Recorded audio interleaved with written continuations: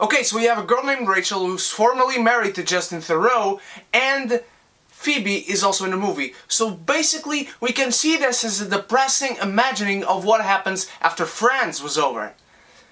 Not a good thing for Friends fans.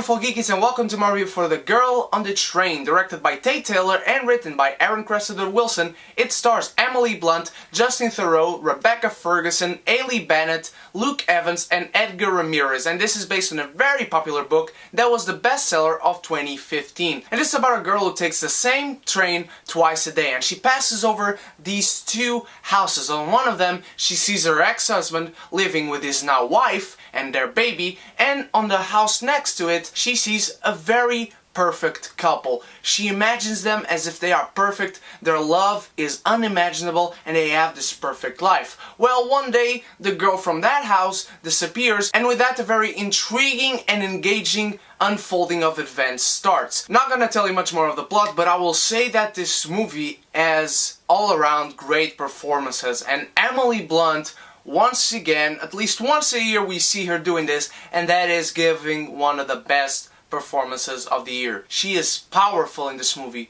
She is a very engaging character, a very interesting one. She gives so much depth to the performance, and the way the character is written is very good as well. There are many levels that this character goes through, and she makes you feel very differently on every single level that it traverses to. You will find yourself not liking her in one moment, but on the next you will be on her side of the story, and you will be intrigued at finding out how she is involved in all of this. Hailey Bennett has been on a roller coaster this year with the Hardcore Henry, The Magnificent Seven. She was in another movie that I can't remember at the moment, but she is very good in this movie as well, and so is Rebecca Ferguson. She doesn't have much to do, but when she is on camera, she's very good. This girl has talent. And Justin Theroux, who isn't on movies that often, is very good as well. I was surprised how much I liked this guy as an actor. His performance was very, very powerful. Luke Evans is an actor I do really love, and I wish I could have seen a little bit more from him, but you can see that his character did what he had to do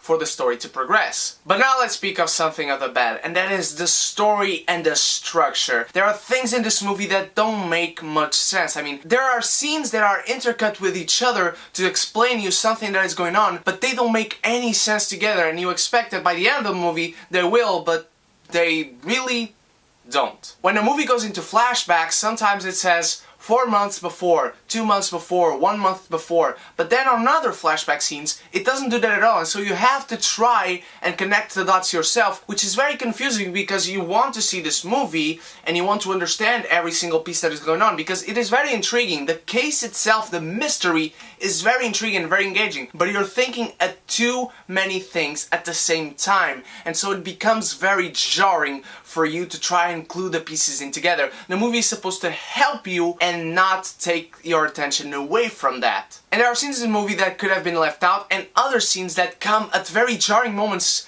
in the movie. There's a scene where Rachel, played by Emily Blunt, goes to see this shrink, played by Edgar Ramirez. She starts having a conversation with her that helps her character development, but the thing is, we already know all these things that she's saying because of what the movie has done so far, because of what the movie has shown us, and so she doesn't need to say these things because not only is it telling and not showing, but the movie has already showed. The photography is very impressive as well, very haunting, very bleak. I mean, the movie is just very icky, it stays with you, it kinda makes you scared at some points, and there are scenes in this movie that actually quite affect you as you're watching because they are very, very violent from what the rest of the movie is. And I don't mean this in a jarring sense, I mean they fit, but they are indeed a little bit too violent. I don't think they were fetishized, I quite think they fit the movie, but still, you might want to turn your eyes away. It's just a mess of what they make of the story and things that they put in that don't quite work in a movie format. I mean, you look at this movie and you quite understand why it works as a novel as you're reading it, because you're kind of imagining all the things that are going on in your head, but then maybe you read something else and you kind of imagine that thing that you imagined before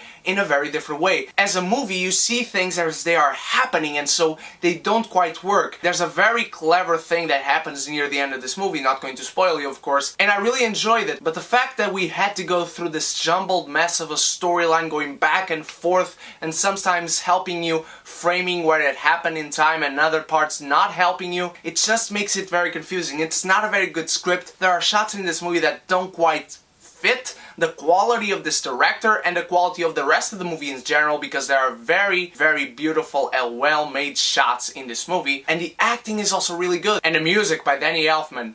Wow. I knew the music was good, but when the credits came in the end and I saw Danny Elfman, everything was explained. I enjoyed some parts of this movie. I enjoyed it more near the end when I could glue the pieces all together and make the puzzle in my head and things were shown to me in a clear way, but the story is very jumbled. We take a lot of time to glue the pieces of the puzzle together, and one thing the movie does that does not help you try and glue those pieces together is deviate your attention from it, and so you can't follow up with the movie. Sometimes it doesn't have much room to breathe because everything is important. And so I enjoyed this movie. I can tell you I cared as I was watching it, but I would never care again if I would catch myself watching this movie. Because of that, unfortunately, and despite the very good performances, I will have to say that the girl on the train is a Clark Gable.